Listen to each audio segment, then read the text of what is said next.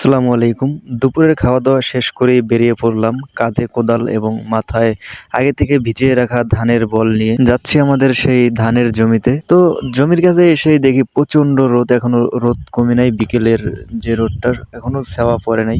তো তার ভিতরেই চলে এসেছি। এসে কাজ তো করতে হবে। রোদ হোক আর যাই হোক আমাদের ধানগুলো ফেলতে হবে। কারণ আমরা ধান ভিজিয়ে রেখেছি আজকে ৩ দিন হয়েছে। আর বেশি রাখা যাবে না। এর বেশি রাখলে ধান হয়তো আ নষ্ট হয়ে যাবে, পচে যাবে। তাই আমরা রৌদ্রের ভিতরে চলে এসেছি।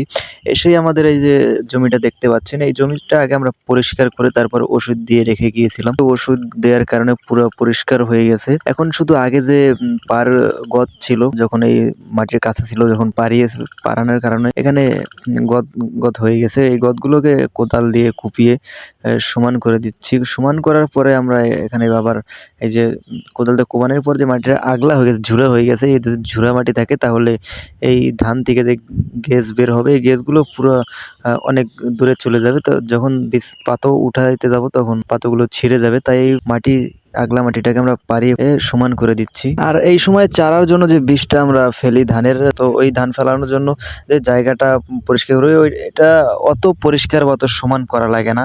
যতটা সমান করা লাগে ব্লকের সময় আমরা যে পাথরটা ফেলি ওই সময় তো একবারে পুরো লেভেল করে ক্লিন করে ফেলতে হয়, যাতে কোনো একটাও ময়লা বা উঁচু-নিচু কোনো মাটি না থাকে। ওই সময় সমস্যা হয়। আর এখন কোনোমতে একটু পরিষ্কার করে কোপ-টোপ দিয়ে ফেললেই হয়। এখন তো ঘন ঘন বৃষ্টি নামে। তো বৃষ্টি নামলে আর সমস্যা হয় না। কোনোমতে ধান ফেলে রাখলেই বীজ থেকে ওই ধানের চারা হয়ে যায়। আর তারপর আমাদের বীজ ফেলানো হয়ে যাওয়ার পরে এই যে জমিটা দেখতে পাচ্ছেন, এই জমিটাই আমাদের ওই বীজ থেকে চারা হবে, ওইটা আমরা এই জমিতেই লাগাবো।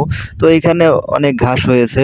তো আমরা ভাবলাম যে যাওয়ার সময় খালি যাবো কেন, আমাদের গরু যেহেতু আছে, গরুর জন্য কিছু ঘাস কেটে নিয়ে যাই, যেহেতু আমাদের জমিতে অনেক ঘাস হয়েছে।